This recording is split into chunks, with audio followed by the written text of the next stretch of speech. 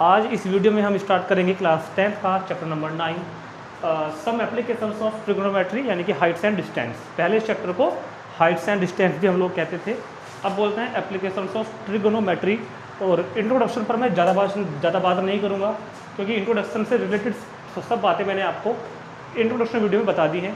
तो जिन्होंने अभी तक वो वीडियोस नहीं देखी हैं, जो इस चैप्टर की इंट्रोडक्शन है जिसमें मैंने एलिवेशन एंगल, डिप्रेशन एंगल और साथ के साथ एग्जाम्पल कराए हैं, पहले आप वो वीडियो ज़रूर देखना। सारी बातें जो भी आपके मन में डाउट्स आ सकते हैं उन वीडियो में बताई गई हैं, इंट्रोडक्शन में और एग्जाम्पल में। और आपको पता ही है हमेशा ऐसा ही होता है, सॉल्यूशन वीडियो में तो मैं सिर्फ सॉल्यूशन ही कराऊंगा क्वेश्चन का, ठीक है। तो पहले आप लोग वो वीडियो जरूर देखना, उसके बाद ही यहाँ पर आना, बल्कि क्वेश्चन को आप खुद ट्राई करेंगे। जब क्वेश्चन ऊपर नहीं होगा तब आप देखेंगे सॉल्यूशन को, अदरवाइज आपको सॉल्यूशन नहीं देखना है, क्वेश्चन खुद ट्राई करने हैं, फिगर को खुद ड्रॉ करने की कोशिश करनी है। एग्जाम्पल वीडियो, इंट्रोडक्शन वीडियो जरूर दिखाना, पहले बिना इंट्रोडक्शन देखे यहाँ मत आया करो, ठीक। तो शुरू करते हैं एक्सरसाइज 9.1 का सॉल्यूशन। पहला क्वेश्चन है और पहले क्वेश्चन में ये अच्छी बात है कि फिगर गिवन है तो मैंने यहाँ बना दी है। तो क्वेश्चन पढ़ेंगे आपके सामने, ये रहा। A circus artist is climbing a 20 metre long rope. एक सर्कस का आर्टिस्ट है, आपने सर्कस का आर्टिस्ट देखा होगा ना, वो इस 20 मीटर लॉन्ग रोप पर चढ़ेगा। ये आर्टिस्ट है, ये ऐसे चढ़ेगा, क्लाइंबिंग करेगा, वो चढ़ेगा ऐसे 20 मीटर रोप पर क्लाइंबिंग करेगा सर्कस का आर्टिस्ट। तो सी से पॉइंट सी जो है वो ग्राउंड पे है, बी सी ग्राउंड है, और ये कोई पोल है, इस पोल पे हमने ये इस रस्सी जो है बांध दी है, यहाँ पर ग्राउंड पर रस्सी बांध दी हमने खूंटी पर। तो 20 मीटर इसकी लेंथ है इस रोप की। तो कहता है कि a circus artist is climbing a 20 metre long rope which is tightly stretch and tied from the top of a vertical pole of the ground, जो कि एक वर्टिकल पोल ए बी के, ए बी कौन है, vertical pole A B के top पर अच्छी तरह अटैच्ड है और यहाँ पर टाइड है ग्राउंड पर। तो find the height of the pole, इस पोल की हाइट मेरे को फाइंड करनी है, मैंने मान लिया h। लेट द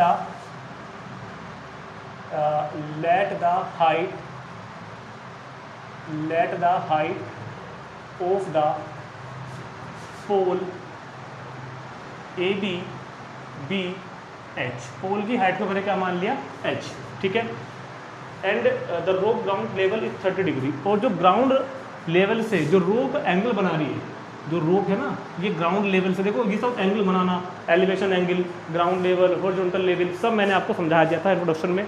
तो ये रोप है, ग्राउंड लेवल से जो एंगल बना रही है वो 30 डिग्री का है।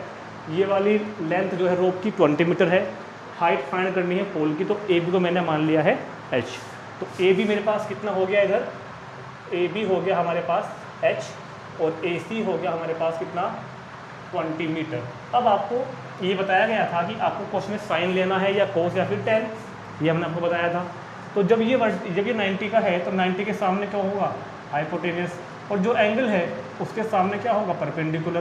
तो वही परपेंडिकुलर और हाइपोटेनियस, तो परपेंडिकुलर और हाइपोटेनियस कौन से रेशियो में आते हैं, साइन में, तो इसलिए यहाँ पर हम साइन लेंगे।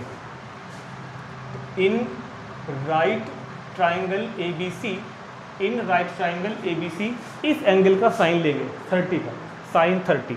In right triangle A B C sine 30 degree, sine 30 degree क्या होता है, याद करो, परपेंडिकुलर अपॉन हाइपोटेनियस। 30 के अपोजिट कौन होगा, परपेंडिकुलर, मतलब ए बी, और हाइपोटेनियस कौन है, 90 के सामने, मतलब ए सी। तो साइन 30 की वैल्यू 1/2, ए बी की वैल्यू h, ए सी की वैल्यू 20, ठीक हो गया। h फाइंड करना है, 20 को भेज दो इधर, तो 21 × 20/2 इज इक्वल टू h, तो h is equal to 10 metre. तो सिंपल सी बात है, वर्टिकल पोल की हाइट 10 मीटर। इजी क्वेश्चन था, बहुत जल्दी से नोट करेंगे। देखते हैं क्वेश्चन नंबर 2। तो क्वेश्चन नंबर 2 देखेंगे। अब से फिगर हमको खुद ही बनानी पड़ेगी, लैंग्वेज को पढ़ेंगे बहुत ध्यान से और फिगर को ड्रॉ करेंगे।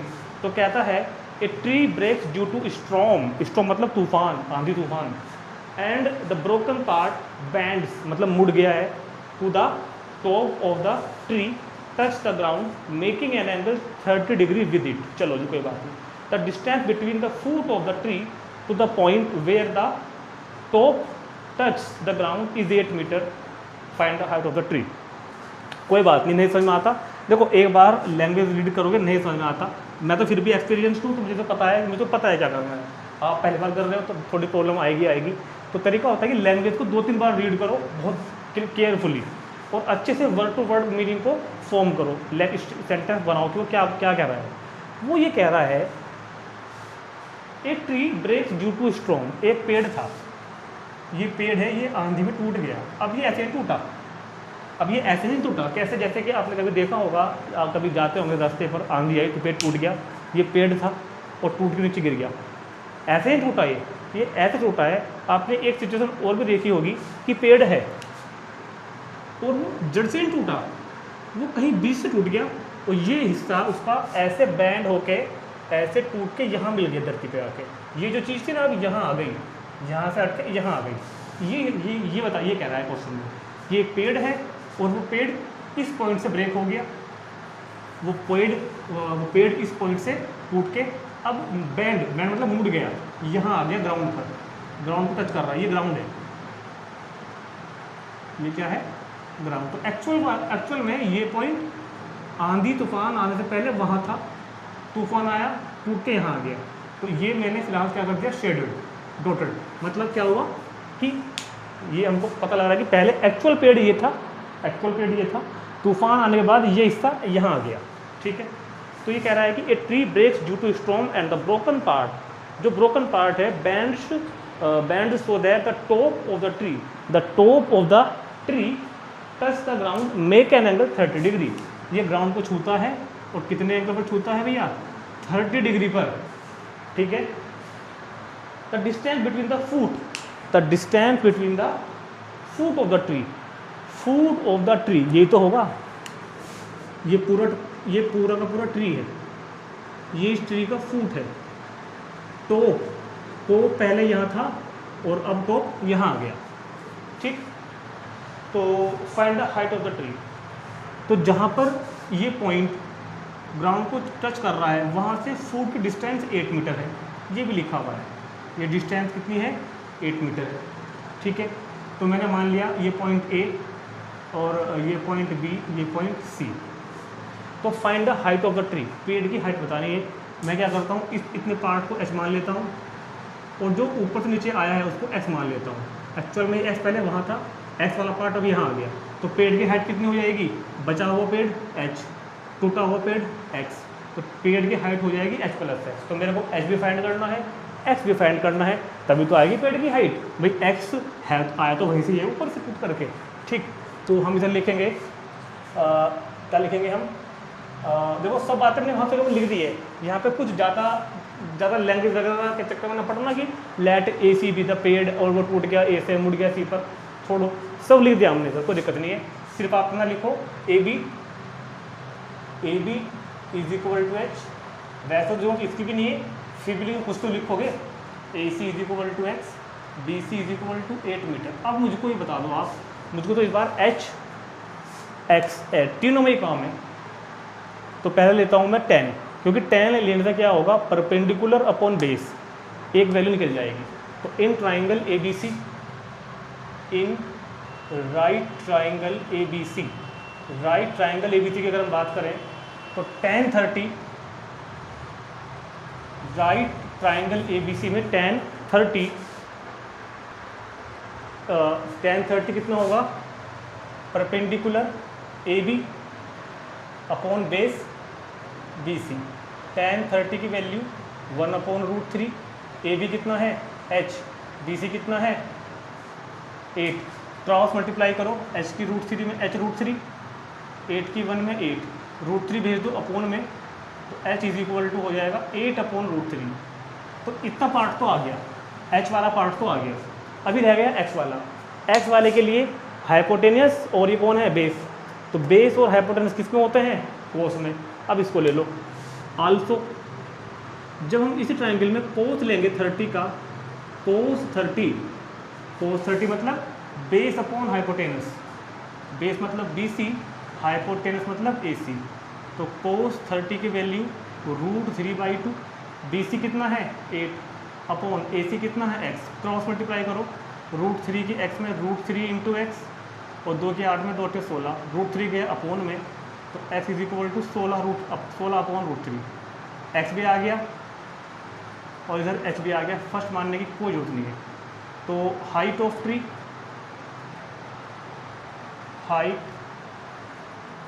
Tree is equal to h plus x. h मतलब 8/√3, x मतलब 16/√3। दोनों को एलसीएम लेके प्लस करेंगे जब हम, तो 8 + 16 मतलब 24/√3।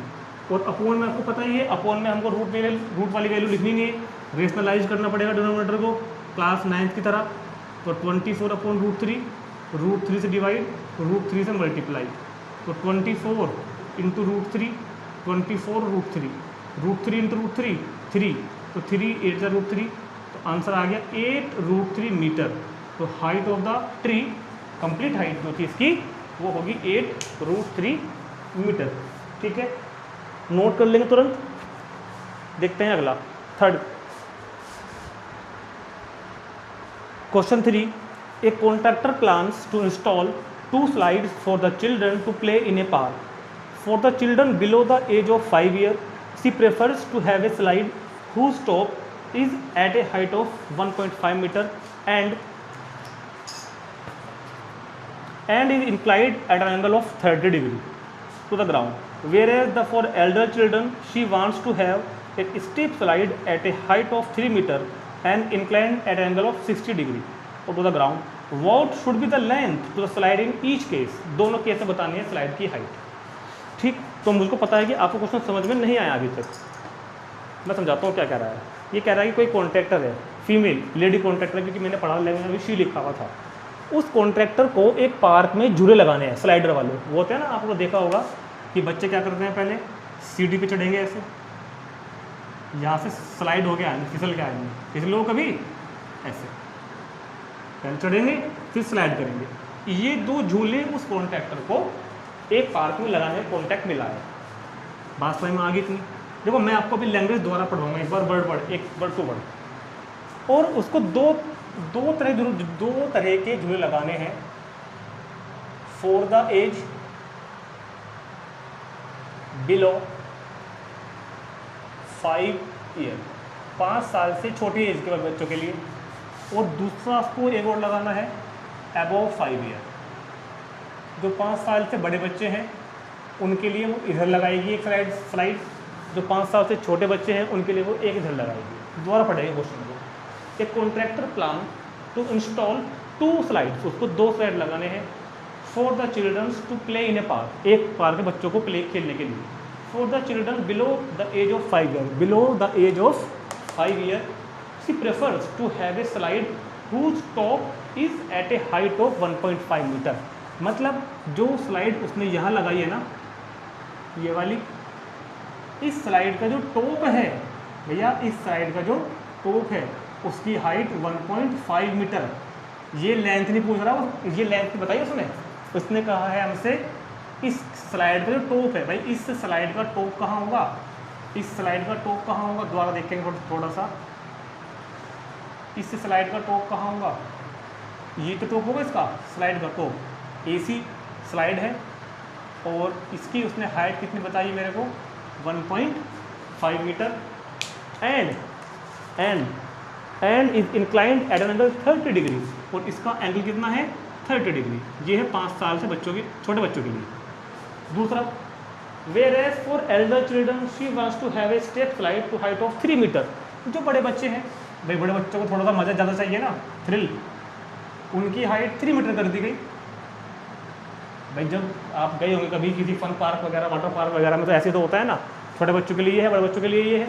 और बड़े बच्चों के लिए जो एंगल है वो 60 का है। देखो इस बार उसने क्या करा, बड़े बच्चों के लिए एंगल 60 कर दिया। समझ रहे हैं बात को आप? भाई बड़े देखो, छोटे बच्चे अगर इतने ज़्यादा स्लाइड पे आएंगे तो बहुत तेज़ी से आएंगे, चोट लग सकती है। उनके लिए छोटे बच्चों के लिए 30 का एंगल रखा, हाइट भी कम रखी ताकि वो आराम से आए।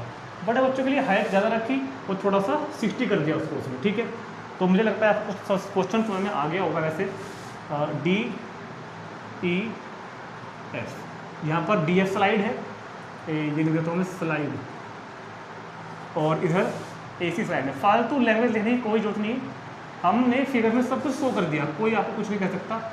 मेरी बात ध्यान रखना, नो प्रॉब्लम। चलो जी आगे क्या कहते हैं, find the what should be the length of the slide in each case, दोनों केस में स्लाइड की लेंथ बतानी है, स्लाइड की लेंथ यहाँ बतानी है और यहाँ बतानी है, सिंपल सा क्वेश्चन है। तो मुझे आप एक बात बता दो, अगर मैं यहाँ की बात करूँ तो परपेंडिकुलर अपॉन हाइपोटेनियस साइन लूँगा, परपेंडिकुलर अपॉन हाइपोटेनियस यहाँ भी साइन लूँगा, ठीक है। तो सुनो मेरी बात, साइन 30 या कुछ लिख तो लो पहले, इन क्या लिखोगे, in right triangle ABC, in right triangle ABC sine 30 in right triangle. देखो सुनो, आप ये सोचते होंगे कि लैंग्वेज वगैरह आपके टीचर लिखवाते होंगे या बुक में लिखी भी होती है सॉल्यूशन वगैरह में कि let for the first case AB 1.5 हाइमीटर, we want to find the length of AC। कोई जरूरत नहीं है, वो सब किताब का काम है, आप केवल जितना पॉइंट टू पॉइंट बात है वो लिखो, वो करके आओ, कोई दिक्कत नहीं है, कोई दिक्कत नहीं आएगी बिल्कुल भी। Sine 30 is equal to perpendicular upon hypotenuse, perpendicular upon hypotenuse, sine 30 1/2 AB 1.5 AC, तो फाइंड ही कर रहा हूँ, क्रॉस मल्टीप्लाई करो, AC की 1 में करोगे तो AC और 1.5 2 में करोगे तो 3, तो length of slide, length of slide is equal to 3 metre. ऐसे इधर आ जाओ,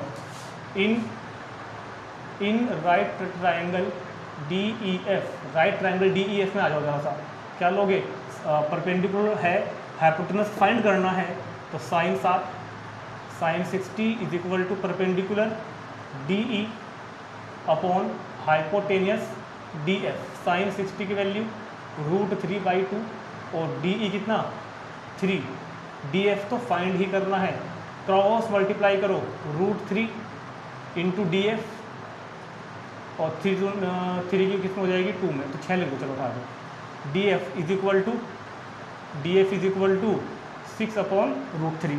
अब देखो अपोन में रूट आ गया तो आपको रेशनलाइज करना पड़ेगा डिनोमिनेटर को, √3 से मल्टीप्लाई और डिवाइड करनी पड़ेगी, तो 6 की √3 में करोगे तो 6√3, √3 की √3 में करोगे तो 3, तो 3 2 जा 6, तो 2√3, तो इसकी लेंथ होगी स्लाइड की 2√3 मीटर। तुरंत नोट करेंगे एकदम।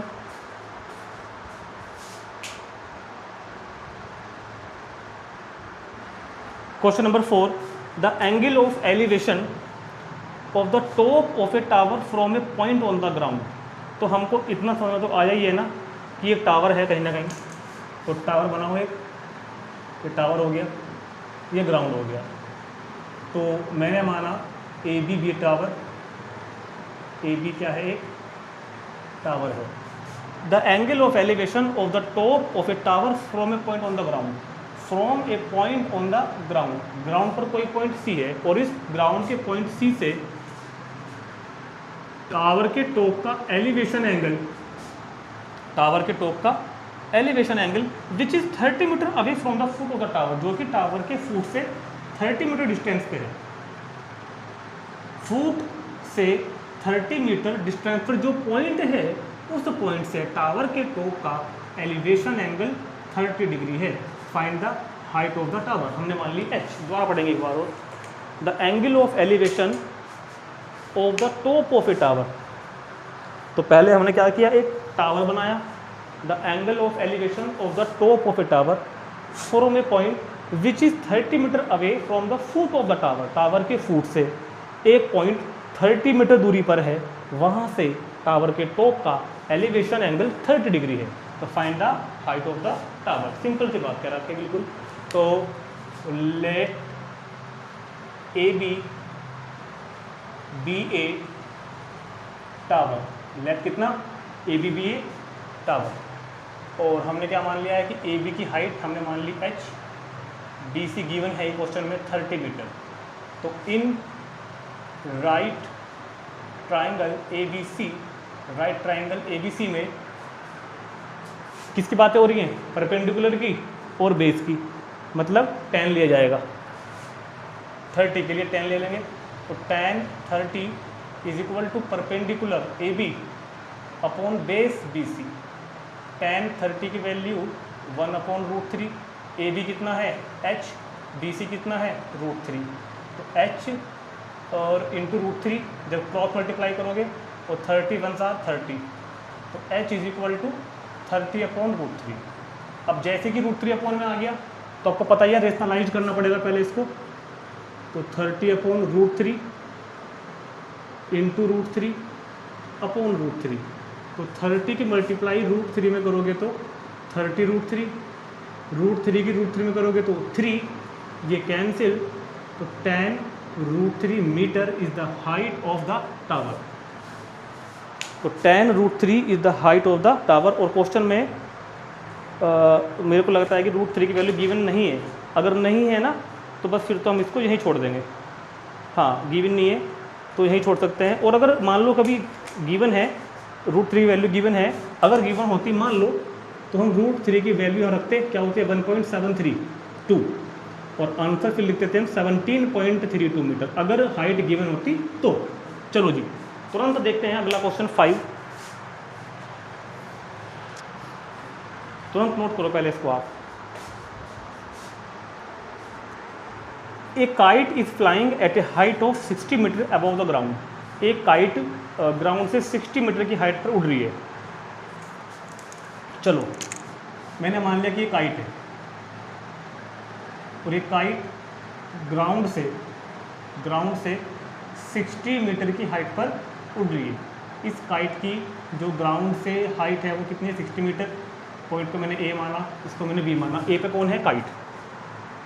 The string attach to the kite is temporarily tied at a point on the ground. String, जिस स्ट्रिंग से हम काइट को उड़ा रहे हैं वो ग्राउंड से टेम्परेली टाइड कर दी गई है at a point on the ground. Ground को उसको हमने बांध दिया है। क्यों बांधे बात करेंगे अभी। The inclination of the string with the ground is 60 degree. The inclination जो है मतलब बना हुआ जो एंगल है स्ट्रिंग का ग्राउंड से वो कितना है 60 degree. Find the length of string. String की लेंथ फाइंड करनी है। Assuming that there is no slack in the string. ये मानते हुए कि स्ट्रिंग में कोई स्लैक नहीं है।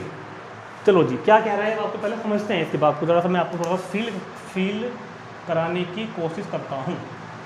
आपने पतंग तो उड़ाई होगी अपनी ज़िंदगी में कभी ना कभी, तो 10th में ही हो, पतंग तो उड़ाई होगी ना, है ना। जब हम लोग पतंग उड़ाते हैं तो पतंग उड़ रही है, मान लो आसमान में, वहाँ पर पतंग उड़ रही है, तो उस पतंग की हाइट की बात कर रहे हैं। ये वाली डिस्टेंस नहीं कि पतंग मुझसे कितनी, मैं पतंग उड़ा रहा हूँ ऐसे, तो मुझसे नहीं, जहाँ पतंग है वहीं से ग्राउंड की जो वर्टिकल हाइट की बात कर रहे हैं, समझ रहे हैं ना। मुझसे पतंग कितनी दूर है वो नहीं कुछ कह रहा हूँ मैं। पतंग जहाँ है वहीं से नीचे परपेंडिकुलर ड्रॉ कर दिया। जहाँ पतंग है, पतंग तो यहाँ से उड़ा रहा है लड़का, सी को जो भी उड़ा रहा है सी से। पतंग की वर्टिकल हाइट कितनी है 60 मीटर। ठीक, अब जिस स्ट्रिंग से पतंग को उड़ाया जा रहा है, स्ट्रिंग मतलब जिससे पतंग को उड़ा रहे हैं, क्या बोलते हैं उसको, मांझा, धागा, सादी बोलते हैं, मेरे यहाँ तो मांझा होता है। तो जिससे पतंग को हम उड़ा रहे हैं उसको बोलते हैं स्ट्रिंग।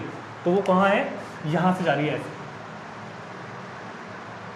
ये स्ट्रिंग होगी पतंग की। एसी कौन हो गई, स्ट्रिंग। स्ट्रिंग मतलब धागा, मांझा, सद्दी, जो भी बोलते हैं आपने आपकी भाषा में। अब मेरे को एक बात बताओ, आपने कहीं पतंग अगर उड़ाई हो तो कभी आपके साथ ऐसा हुआ है क्या कि आपको कहीं जाना पड़ा हो और आपने 2-3 मिनट के लिए पतंग को एक ईंट पर लपेट कर और वैसे ही वहीं रख दिया हो, या फिर किसी से बांध दिया हो अपनी छत पर ही, किसी कोने में, किसी ईंट में, है ना। मैं तो कर सकता, मैं तो किया है ऐसा पहले। तो वो ये कह रहा है कि इस पतंग को हमने थोड़ी देर के लिए ग्राउंड के एक पॉइंट से टाइड कर दिया, अटैच कर दिया। पढ़ो, लिखा है बुक में क्वेश्चन में अपनी कि a kite is flying at a height 60 metre above the ground. The string attach to the kite is temporarily tied कर दिया है at a point on the ground on the C. ये point है जहाँ पर हमने उसको टाइड किया हुआ है सी पर।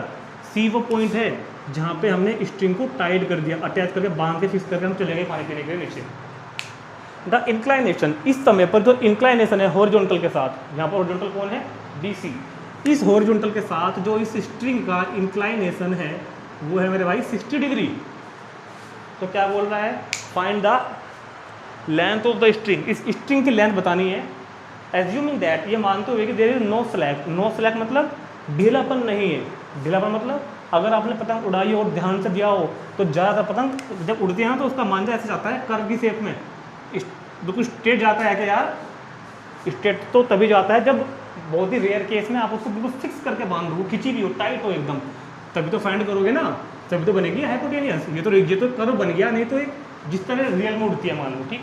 तो इसको बोलते हैं नो स्लैक। इस सिचुएशन को बोलते हैं नो स्लैक। ये क्या है, इसके स्लैक बीच में आ गया, ठीक। तो यहाँ पर हम ये बात कर रहे हैं कि there is no slack in the string. अब मेरे को स्ट्रिंग की लेंथ फाइंड करनी है, तो बहुत ध्यान से समझ में आ गया होगा आपको कि मैं क्या करने वाला हूँ। अगला स्टेप मैं लिखूँगा A C B a string let A B the position of kite, let A B the position of kite and A C be the string, and A C be the string. A C कौन है? String जिससे हम पतंग को उड़ा रहे हैं, और मेरे को ए सी ही फाइंड करनी है। तो मैंने थोड़ी देर के लिए मान लिया कि ए सी जो है वो एक्स की हो गई। तो परपेंडिकुलर, अगर हम एंगल 60 के लिए बात करें तो परपेंडिकुलर, और ये कौन है? हाइपोटेनस। तो साइन 60 डिग्री ले लेते हैं।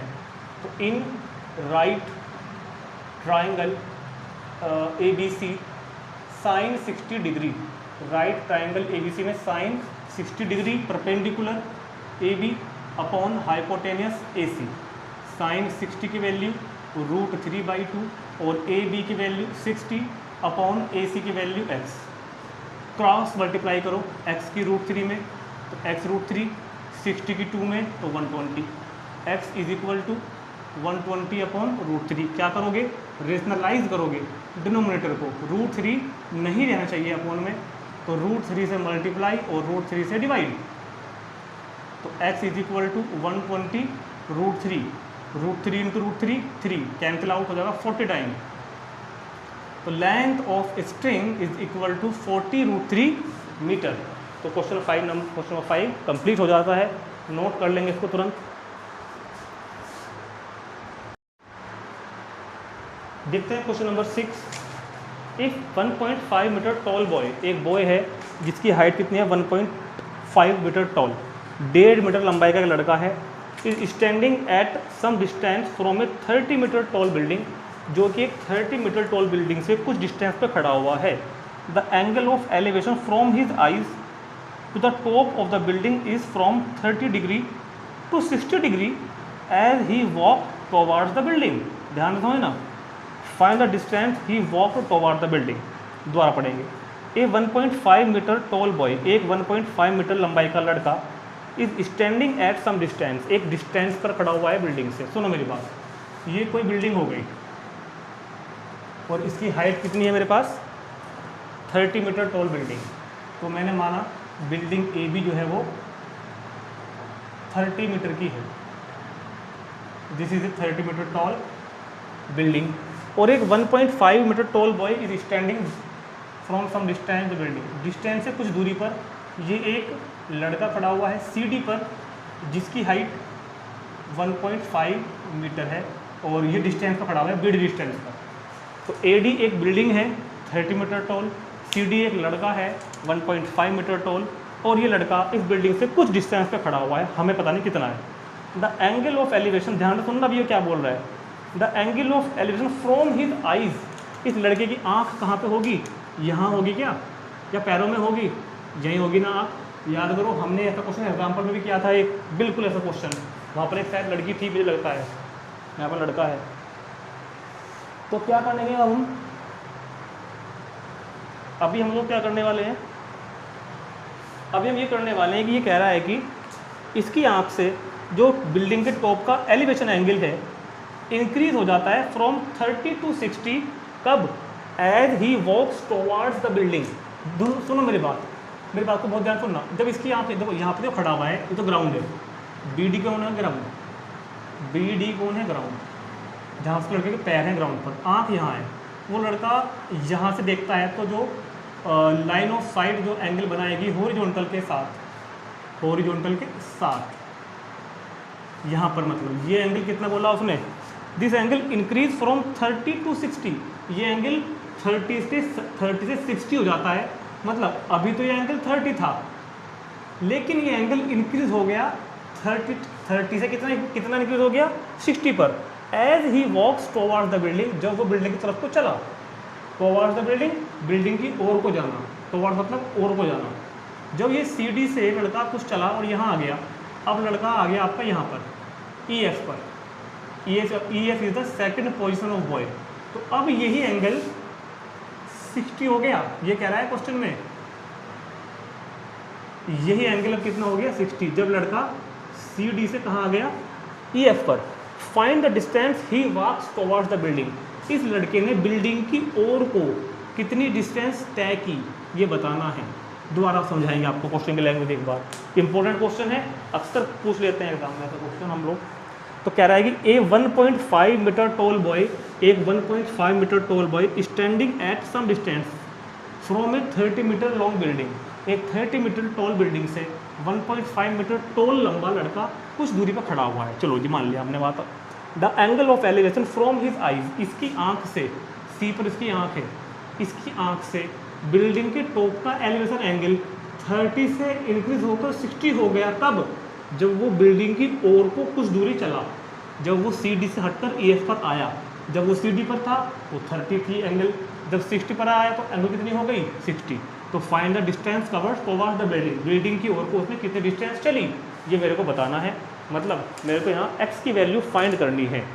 तो लैंग्वेज आपको समझ में आ गई होगी, मतलब फिगर कैसे बनाई है मैंने आपको समझ में आ गई होगी।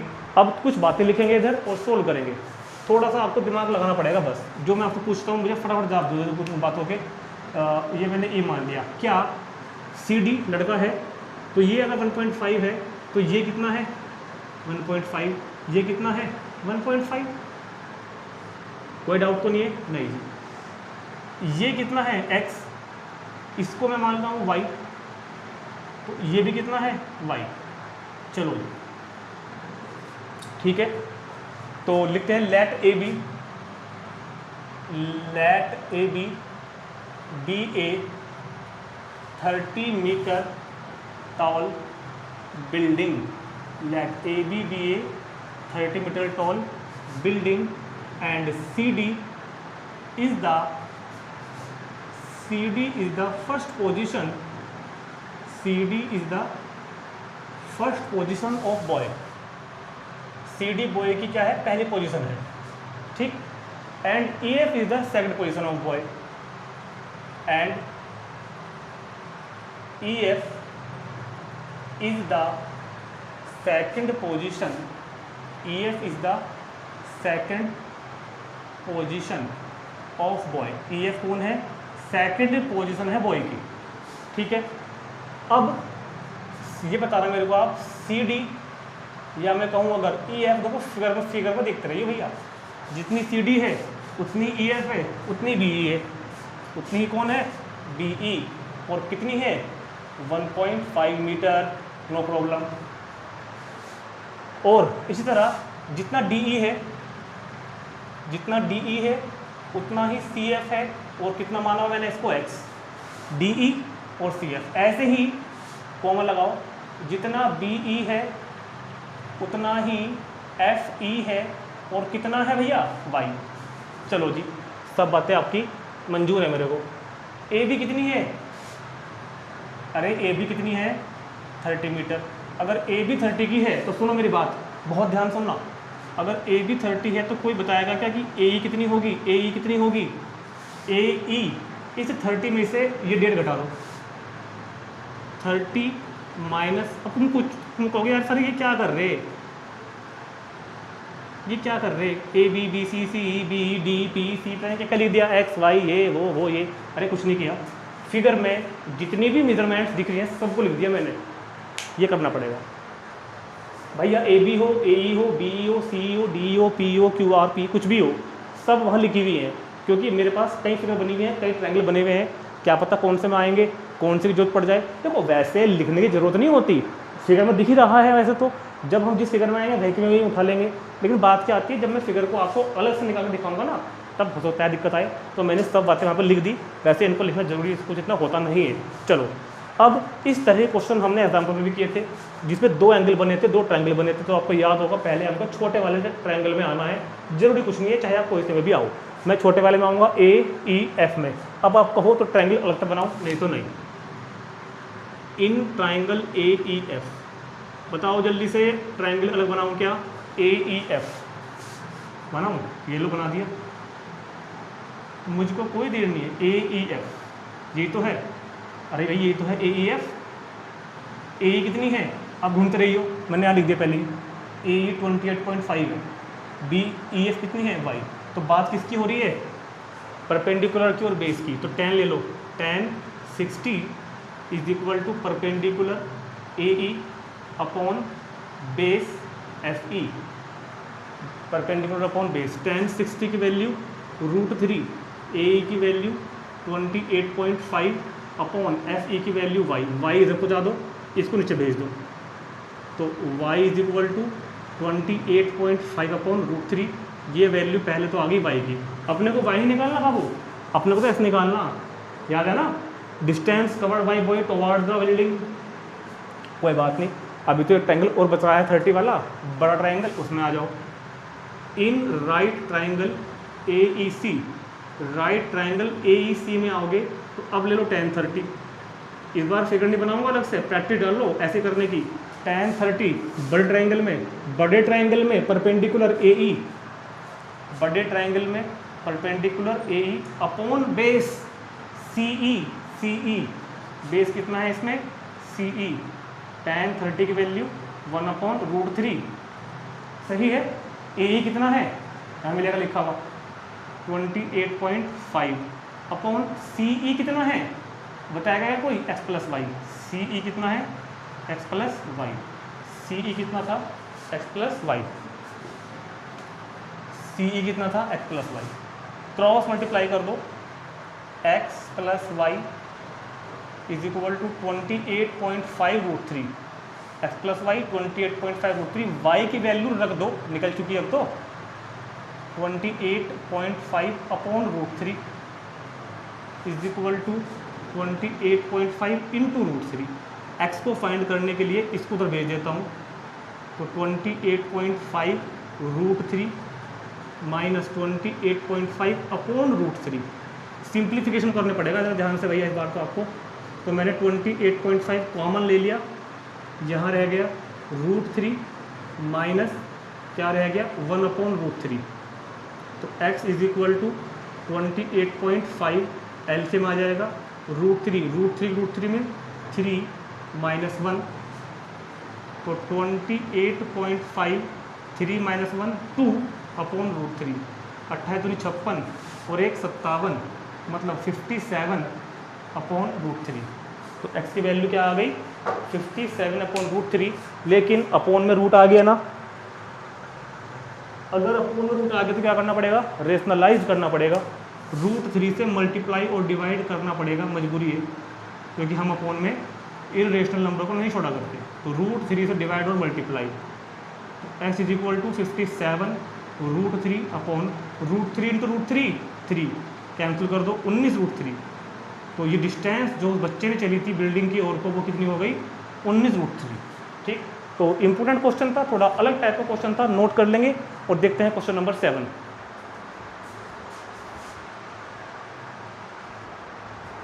Question number 7, from a point on the ground, ground के एक पॉइंट से the angles of elevation, angles कह रहा है दो एंगल हैं, angles of elevation of the bottom and the top of the transmission tower fixed at the top of a 20 metre building 45 degree and 60 degree respectively. ठीक है, find the height of the tower.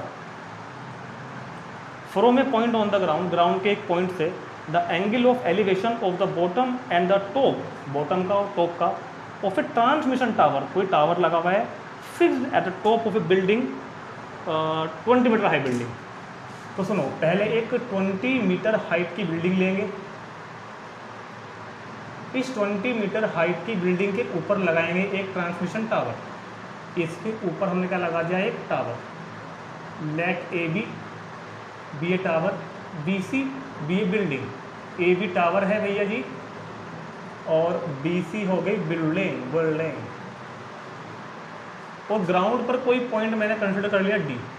चलो, तो from a point on the ground, ground के किसी point से the angles of elevation of the bottom, पहले bottom का आना, of the bottom and the top, bottom का और टॉप का, बॉटम का और top of a transmission tower fixed at the top of a 20 metre high building, tower building के ऊपर फिक्स्ड है, इस 45 डिग्री, बॉटम वाला 45, अरे ये बॉटम पर गया था ना, और टॉप पर गया था 60 डिग्री।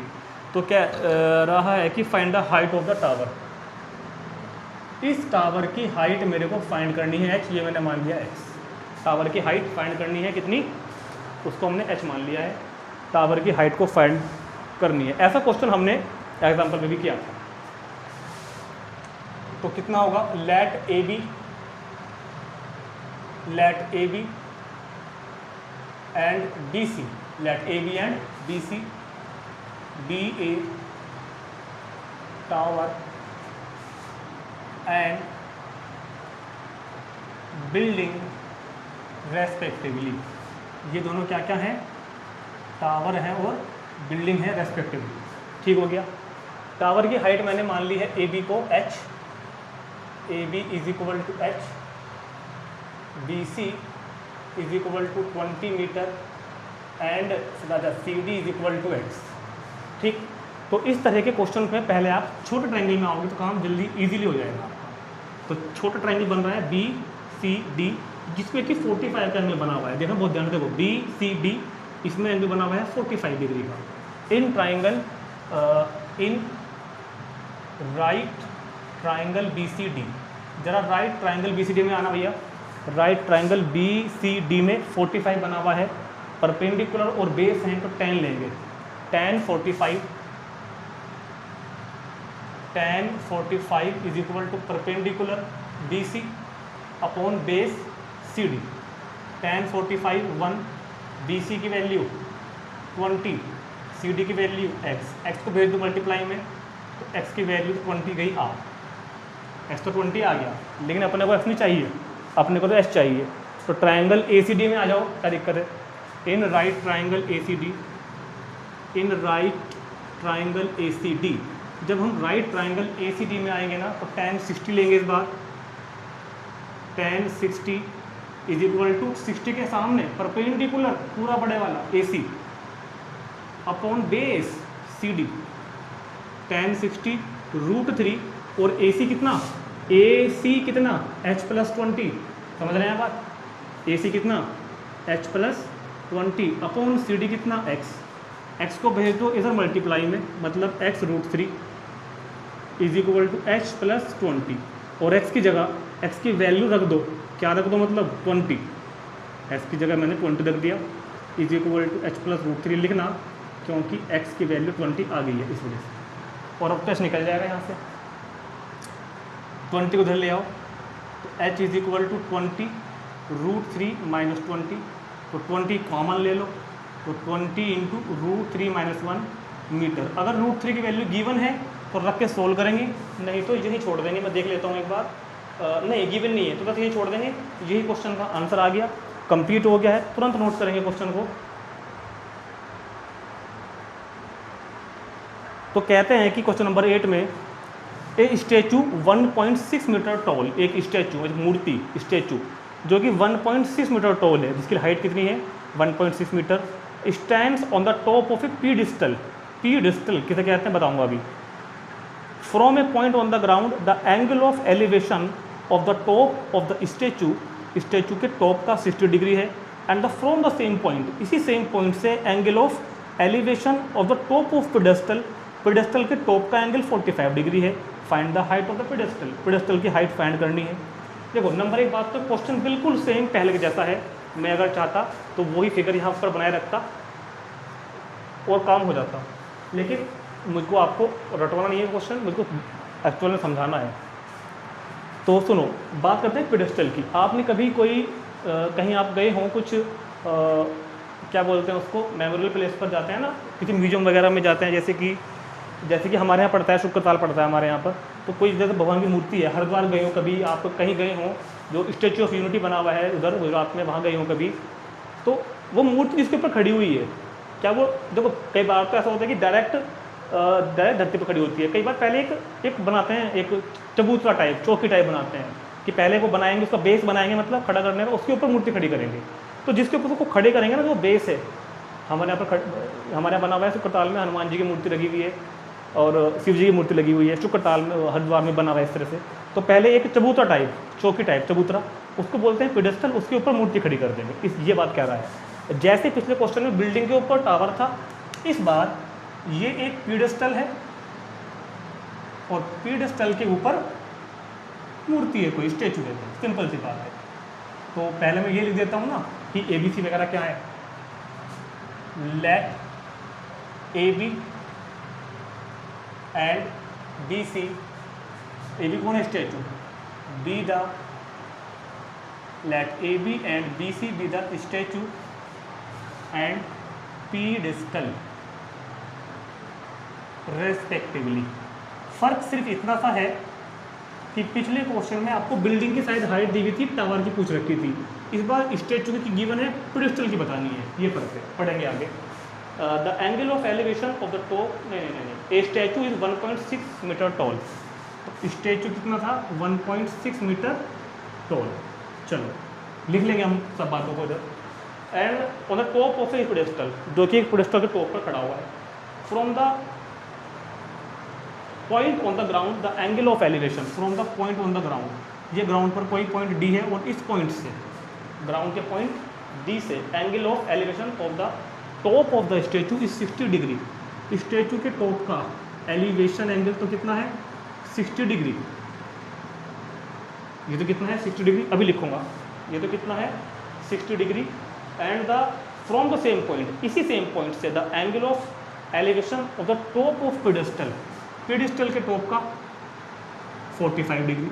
तो ये तो हो गया पेडेस्टल का टॉप 45, ये था, यहाँ से एंगल कौन सा, 60 डिग्री किसका था, स्टैचू का टॉप। तो find the height of pedestal, तो पेडेस्टल की हाइट को मैं मान लेता हूँ थोड़ी देर के लिए h, ये मान लेता हूँ मैं x, पिछले क्वेश्चन की तरह। तो लिखते हैं AB is equal to 1.6 metre, BC is equal to h और CD is equal to x। ठीक, पहले हम काउंटर ट्रायंगल में आने की कोशिश करते हैं, छोटे वाले में, BCD में। इन राइट ट्रायंगल BCD, इन राइट ट्रायंगल BCD, अगर आप BCD में देखो ध्यान से, अगर मैं आलेखन नहीं बनाता तो समझ लो 45 बना हुआ है ना, BCD के अंदर देखो ध्यान से 45 के अपोजिट परपेंडिकुलर और ये बेस, तो क्या लेंगे, tan 45 degree is equal to perpendicular कौन है, BC अपॉन बेस कौन है, CD। तो tan 45 की value 1, BC h, CD x। तो जब x की मल्टीप्लाई करोगे ना इधर आप, तो x is equal to h आ गया, ये बन गई first, x is equal to आ गया h। अब आते हैं बड़े वाले ट्रायंगल में, in triangle ACD, in right triangle ACD, right triangle ACD में आ जाओ भैया।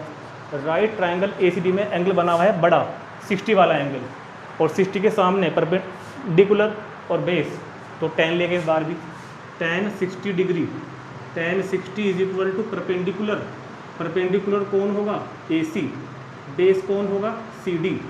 तो tan 60 की वैल्यू √3,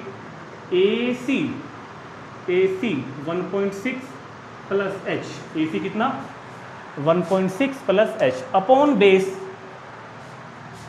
बेस, कितना, x को भेज दो उधर मल्टीप्लाई में, x √3 is equal to 1.6 plus h। ठीक है, x की वैल्यू क्या थी, h यहाँ रख दो, h √3 is equal to 1.6 plus h, कहाँ से रखा, ये वैल्यू हमने फर्स्ट से, h को भेज दो उधर माइनस में, तो h √3 minus h is equal to 1.6।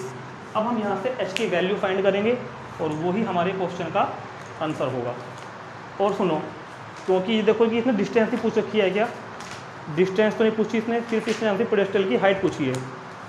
तो यहाँ से h कॉमन आ गया, तो √3 माइनस 1 इज इक्वल टू 1.6, इसको ले जाओ अपॉन में, तो h is equal to 1.6 upon √3 minus 1। ठीक है, अपॉन रूट आ गया ना, तो रेशनलाइज करना पड़ेगा, कॉन्जुकेट से डिवाइड और मल्टीप्लाई करनी पड़ेगी। मल्टीप्लाई करेंगे √3 प्लस 1 से, डिवाइड भी करेंगे √3 प्लस 1 से। ऊपर की मल्टीप्लाई ऊपर होती है, तो 1.6 की मल्टीप्लाई कहाँ होगी, √3 प्लस 1 में, और a minus b a plus b, तो ये बन जाएगा आपके पास a² माइनस b²। तो h is equal to 1.6 into √3 plus 1 upon √3 का स्क्वायर 3 -1 का स्क्वायर 1, तो h is equal to 1.6 into √3 + 1, तो 3 - 1 कितना हो गया 2, तो h is equal to divide करो तो 0.8 इंटू √3 + 1 मीटर। और मेरे को लगता है कि √3 की वैल्यू नहीं दे रखी है, तो बस यही छोड़ देंगे h की वैल्यू, हाँ यही है 0.8 √3 + 1 इंटू मीटर। चलो जी, क्वेश्चन नंबर 8 कंप्लीट हो गया है। ये भी अच्छा क्वेश्चन था, तो तुरंत नोट करेंगे। देखते हैं अगला क्वेश्चन। चलो जी स्टूडेंट्स, देखते हैं क्वेश्चन नंबर 9। कह रहा है कि the angle of elevation of the top of a building from the foot of the tower is 30 degree and the angle of elevation of the top of the tower from the foot of the building is 60 degree. Is the tower is 50 metre height, find the height of building. अगर tower 50 metre height है तो building की height बतानी है। अब यहाँ पर एक कन्फ्यूजन है कि बिल्डिंग को ऊंचा बनाए या टावर को ऊंचा बनाए। मैंने आपको इस एक क्वेश्चन ऐसा एग्जांपल में भी करवाया था, वहाँ पर मैंने आपको कुछ बातें समझाई थी। क्वेश्चन में ही हिडन इन्फॉर्मेशन होती है, जिसको देख के ये पता लगाते हैं कि ऊंचा क्या बताना है। तो अब भी समस्या आ गई कि ऊंचा किसको बनाए, टावर को या फिर बिल्डिंग को। तो अभी नहीं पता मेरे को। कई बार क्या होता है कि दोनों को इक्वल बनाना पड़ता है। जब दोनों को इक्वल बनाना होता है ना, तो वहाँ लिखा हुआ आता है क्वेश्चन में, आएगा भी आगे कि इक्वल है। जब कभी आएगा तो देखेंगे। फिलहाल नहीं कहा ना, तो एक ऊंचा बनेगा एक छोटा बनेगा।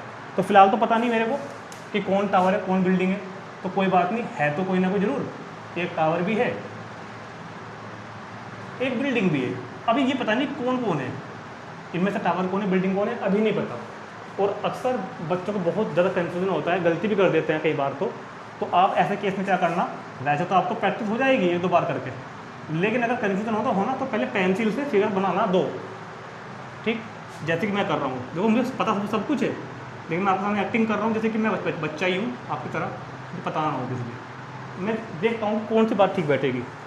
The angle of elevation of the top of a building, मैं पहले बिल्डिंग मान लेता हूँ इसको, ठीक, और टावर मान लेता हूँ मैं इसको। सुनना मेरी बात। The angle of elevation of the top of a building, top of a building, the angle of elevation of the top of a building from the foot of tower is कितना 30 degree, and the angle of elevation of the top of the tower from the foot of the building is 60 degree. Is कितना 60 degree. Is the tower is 50 metre high, अगर tower 50 metre high है, अगर tower कितना है आपका 50 metre high है, तो find the height of the building. ठीक, देखो अब मैंने बनाया तो ये बन तो गया, लेकिन अगर आप देख रहे हो ना तो ये गलत है।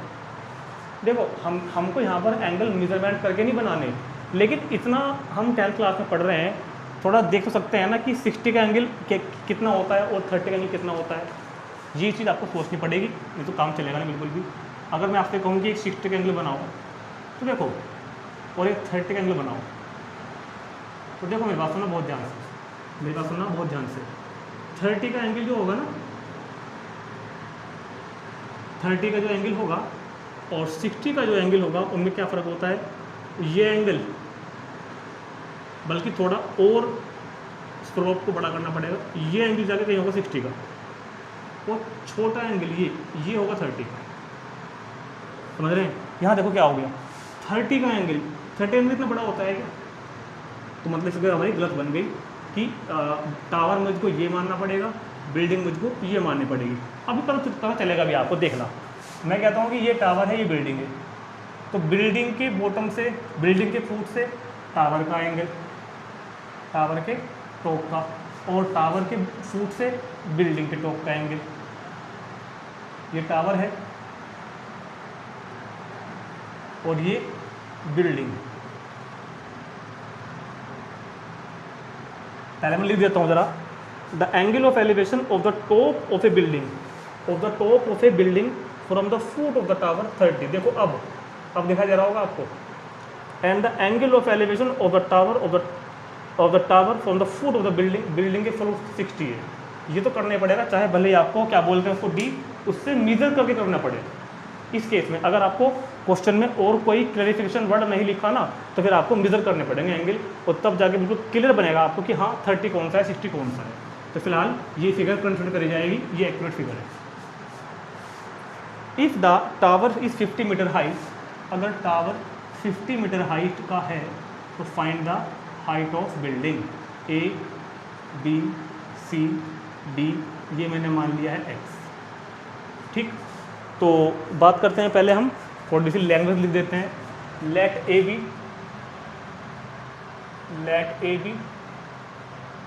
And C D be A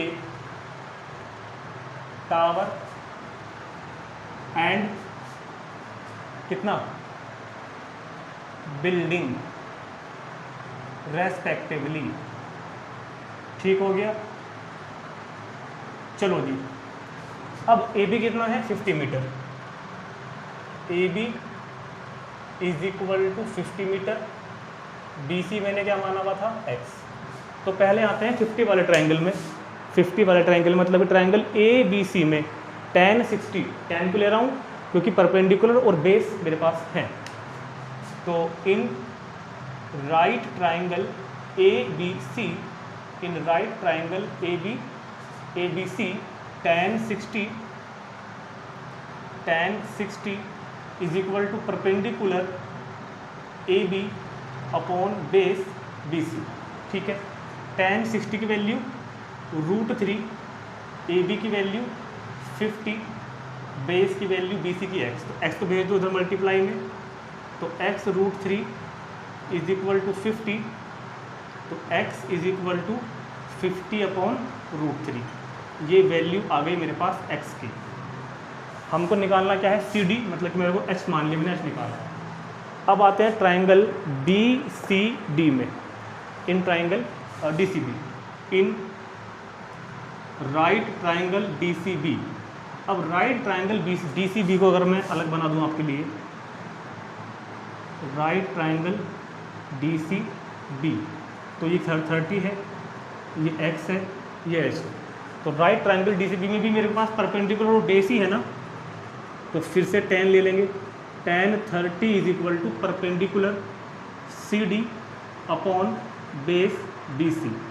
tan 30 की value 1/√3, C D h B C x, cross multiply करो, h √3 is equal to x की वैल्यू पुट कर दो इसमें, तो h √3 is equal to x की वैल्यू 50/√3। तो h इज इक्वल टू √3 जाएगा अपॉन में, तो 50/√3 इंटू √3, तो कितना हो गया 50/3 मीटर। तो टावर की हाइट, सॉरी बिल्डिंग की हाइट कितनी होगी 50/3 मीटर। होल में आया हुआ आंसर, होल में इसको रिड्यूस कर दो, 16 होल 2/3 मीटर। चलो, तो क्वेश्चन नंबर 9 भी कंप्लीट हो गया। ठीक है, तो इस वीडियो में हम इतना ही करेंगे क्योंकि बड़ी एक्सरसाइज है, अभी 6-7 क्वेश्चन और रह गए हैं। तो ये पार्ट 1 हमने क्वेश्चन 1 to 9 पूरे कर लिए हैं।